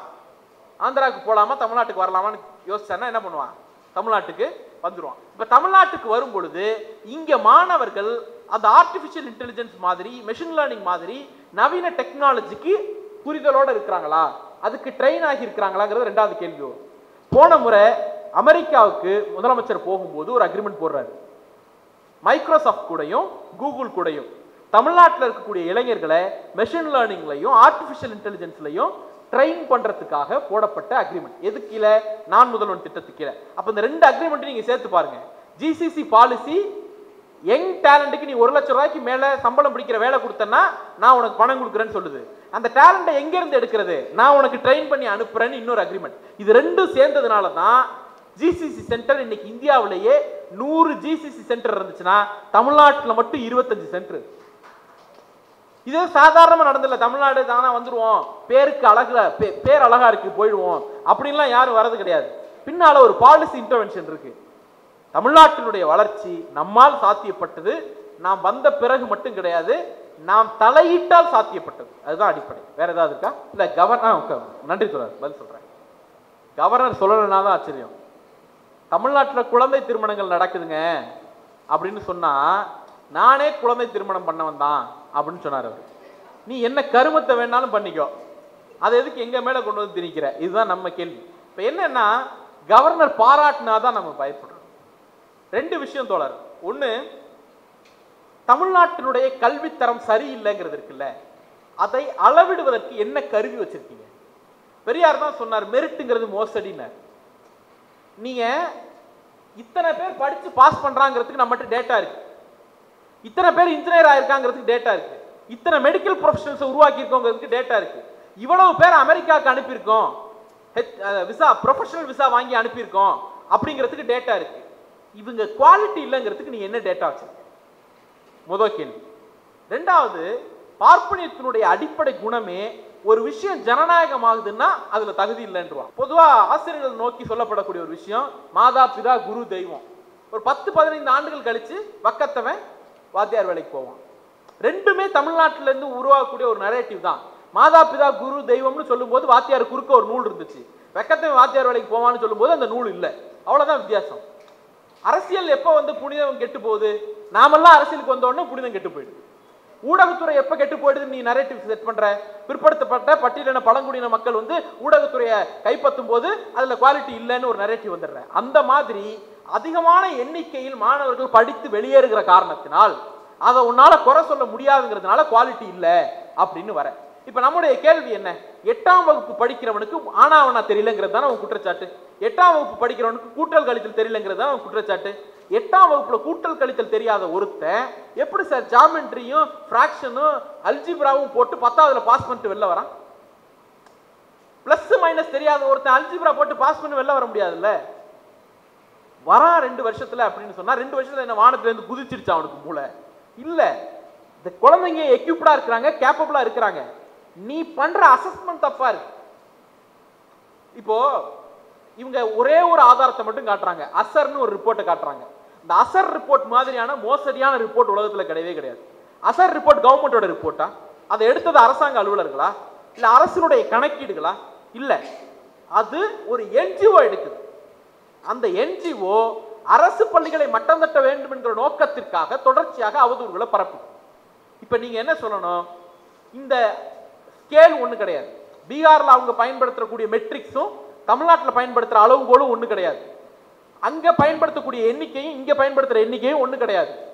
ஆனா நாங்க வந்து இதுதான் ரிப்போர்ட் அப்படிங்கிறாங்க. சார் ஸ்கூலே இல்லாத ஊரும் பீகாரும் உத்தரப்பிரதேசமும் நல்லா படிக்குதுன்னு சொல்றான். இவ்வளவு எக்யூப்டா இருக்கக்கூடிய தமிழ்நாடு நல்லா படிக்கலன்னு சொன்னா அந்த ரிப்போர்ட்டை தூக்கி குப்பையில போட்டுட்டு நீ இப்படியே படுறா தம்பி அப்படின்னு நம்ம சொல்றதுதான் நல்லது. நீ இப்படியே படிமான்னு சொல்றதுதான் நல்லது. அப்ப கவர்னர் வந்து ஏதோ வைத்தறிச்சல்ல பேசுறாரு, வேற ஒண்ணும் கிடையாது. அவர் பிறந்த மாநிலத்தை வந்து ஒரு 30-40% பிள்ளைகளை கூட செகண்டரி எஜுகேஷனுக்கு அனுப்ப வக்கத்த ஒரு மாநிலத்திலேருந்து வந்துட்டு நம்மளை நோக்கி குறை சொல்றாரு அப்படின்னு தான் நாம வந்து பார்க்க வேண்டியது. திராவிட இயக்கங்களை தலித் விரோதிகள்னு கட்டமைப்பது அப்படிங்கிறது ஒரு 30 ஆண்டு காலம் 35 ஆண்டு கால ப்ராஜெக்ட். 90களுக்கு பிறகு அது தொடர்ச்சியாக அந்த குரல் வந்துகிட்டு இருக்கிறது. ஆரம்பத்தில் நீதி கட்சி தலித் விரோதினாங்க, அதுக்கப்புறம் திராவிட இயக்கம் தலித் விரோதினாங்க, அதுக்கப்புறம் பெரியார் தலித் விரோதினாங்க. இதெல்லாம் அவங்க சொல்லிட்டே தான் இருக்கிறாங்க. ஆனால் ஃபேக்சுவலா அதை நம்ம மறுத்திருக்கிறோம். பிறப்பால் தலித் ஒருத்தர் முதலமைச்சராக இருந்த உத்தரப்பிரதேசத்தின் தலித்துகளின் நிலையை விட தமிழ்நாட்டில் பிற்படுத்தப்பட்ட பட்டியலின பழங்குடியின மக்களினுடைய நிலை என்பது 1000 மடங்கு உயர்வாக இருக்குங்கிறதுக்கு 1008 உதாரணத்தை நம்ம சொல்லியிருக்கோம். இது ஒண்ணு. வன்முறை அதிகமா இருக்கா அப்படின்னு நீங்க ஒரு கேள்வி கேட்குறீங்கல்ல, அதுவுமே ஃபேக்சுவலி ராங். இந்தியாவில் பட்டியலின மக்கள் மீதான வன்முறையை பட்டியலிட்டோம்னா தமிழ்நாட்டில் அந்த அளவுக்கு கிடையாது. இருக்கான்னு கேட்டா இருக்கு, நான் இல்லைன்னு சொல்லலை. சாதிய மனநிலை கொண்டவர்கள் இருக்கிறாங்க, சாதி வெறி இருக்கான்னா இருக்கு, அதுலலாம் எந்த மாற்று கருத்து இல்லை. ஆனால் ஒரு அரசியல், ஒரு தத்துவம், ஒரு அரசு அந்த சாதி வெறியை ஆதரிக்கிறது தமிழ்நாட்டில். ஆனால் சங்க பரிவார சக்திகளும் பிஜேபி ஆளக்கூடிய மாநிலத்தில் இண்டிவிஜுவலுடைய சாதி வெறியை அல்லது ஒரு குழுவினுடைய சாதி வெறியை ஒரு கட்சி, ஒரு இயக்கம், ஒரு அரசு ஆதரிக்குது. இதுதான் அடிப்படை வித்தியாசம். இப்போ ஒரு பட்டியலினத்தவர் மீது நடக்கக்கூடிய தாக்குதலை எந்த வகையிலும் யாரும் இங்கே நியாயப்படுத்த முடியாது. பிற மாநிலங்கள்ல அது தப்புனே சொல்ற மனநிலை இன்னும் வரல. இங்க ஒரு மீறல் நடக்குது, சாதி அந்த கட்டமைப்பை உடைத்து விட்டார் என்பதற்காக ஒரு பிசிக்கல் அபியூஸ் நடக்குது இல்ல, அந்த நிலைக்கே பிற மாநிலங்கள் வரலங்கிற, அந்த மீறலுக்கான உந்து சக்தியே அங்க இன்னும் தொடங்கலங்கிற, அதுதான் அடிப்படை. இங்க மீறுகிறார்கள், வயலன்ஸ் நடக்குது, அந்த வயலன்ஸை கட்டுப்படுத்தணுமா? எஸ். அதை கண்டிக்கணுமா? எஸ். கண்டிக்கிறோம், கட்டுப்படுத்துறோம், அதை எந்த வகையிலும் ஆதரிக்கிறேன். ஆனால் தமிழ்நாட்டில் வந்து நீங்க ஒன்றும் இல்லை தோழர், ஒரு ஆணவ படுகொலை நடக்குதுன்னா வெட்டியவனுடைய சாதி வெறியை கேள்வி கேட்பதை விட்டுவிட்டு அதற்கு எதிராக குரல் கொடுக்கக்கூடிய திராவிட இயக்கத்தை கேள்வி கேட்கிறாங்கன்னா அவங்களுடைய அரசியல் நோக்கம் என்னங்கிறது தான் நமக்கு. அவ்வளவுதான், வேற ஏதாவது இல்லாத ஆட்சி. திராவிட இயக்கங்களும் திராவிட அரசியல் கட்சிகளும் தான் தமிழ்நாட்டை சீரழிச்சிருச்சு அப்படின்னு முன்வைக்கக்கூடிய பிஜேபி நிதி கேட்கும்போது மட்டும் தமிழ்நாடு வளர்ந்த மாநிலம், அதனால தமிழ்நாட்டுக்கு வந்து நிதி குறைவாக தான் கொடுப்போம் அப்படின்னு இந்த முரண் விளக்குங்க. இல்லை, அது ஆக்சிமோரான். என்னன்னா தமிழ்நாடு வளரலன்னு நீங்க தான் சொல்றீங்க, ஆனா தமிழ்நாட்டுக்கு நிதி கொடுக்கும்போது வளர்ந்துட்டீங்க அதனால நிதி இல்லை அப்படிங்கிறீங்க. நம்ம கேள்வி என்ன அப்படின்னா, இந்த நாட்டினுடைய வறுமை நமக்கும் பீகாருக்கும் ஒன்னாதாங்க இருக்கு. 60 ஆண்டுகள்ல நாம வளர்ந்துருக்கோம். நம்மளை விட அதிகமான நிதியை கோடி கோடியா கொட்டி பீகாருக்கு கொடுத்துருக்கோம், வளரல. என்ன காரணம்? இப்போ கொட்டினதெல்லாம் லீக்கேஜ் ஆயிடுச்சு, வெளில போயிடுச்சு. நம்ம கொட்டினதெல்லாம் டைவர்சிஃபை ஆகி தான் இன்னைக்கு வளர்ச்சியா மாறி நிக்குது. உதாரணத்துக்கு ரொம்ப சிம்பிள் சார், இப்போ ஒன்றிய பிஜேபி அரசு 1 லட்சம் கோடியே ஆண்டுக்கு கார்பரேட்டுகளுக்கு வரி சலுகை கொடுக்குது. இது இலவசமா இல்லையா? எஸ், இலவசம். ஆனா தமிழ்நாட்டில் காலை சிற்றுண்டி திட்டத்துக்கு நாம செலவு பண்றது என்ன? 500 கோடி ரூபா இல்ல. ஒரு உதாரணத்துக்கு சொல்றேன், 500 கோடி ரூபா கொடுத்து தமிழ்நாட்டு மாணவர்களின் காலை பசி போக்கக்கூடியது ஒரு முற்போக்கான இன்வெஸ்ட்மெண்ட். 1 லட்சம் கோடியை கொண்டு வந்து கார்பரேட்டுக்கு சலுகை கொடுக்கறதுங்கிறது அது இன்வெஸ்ட்மெண்ட் கிடையாது, அது சலுகை. அவன் சொல்லுவான் நம்மளை பார்த்து நீ இலவசம் கொடுக்காத அப்படின்னுட்டு. ஸோ தமிழ்நாட்டில் மேற்கொள்ளப்பட்ட எல்லா பொலிட்டிக்கல் ஆக்டிவிட்டியும் எல்லா செலவினங்களும் முதலீடுகளாக இருந்த காரணத்தினால தான் தமிழ்நாடு வளர்ந்துருக்கு. பிஜேபிக்கு சொல்லக்கூடியது ஒன்னே ஒண்ணுதான், பிஜேபி தமிழ்நாட்டினுடைய கையையும் காலையும் கட்டி போட்ட பிறகு தமிழ்நாடு ஓடி ஜெயிச்சிருக்கு. அதுதான் அடிப்படை. நீங்க எங்களை வந்து உதவி பண்ணிலாம் ஓடி ஜெயிக்கல, நீங்க எங்க கையையும் காலையும் கட்டி போட்ட, ஆனாலும் நாங்க ஓடி ஜெயிச்சிருக்கோம். அவுத்து விட்டா நாங்க எப்படி ஜெயிப்போங்கிறத மட்டும் யோசிச்சுக்கோம்.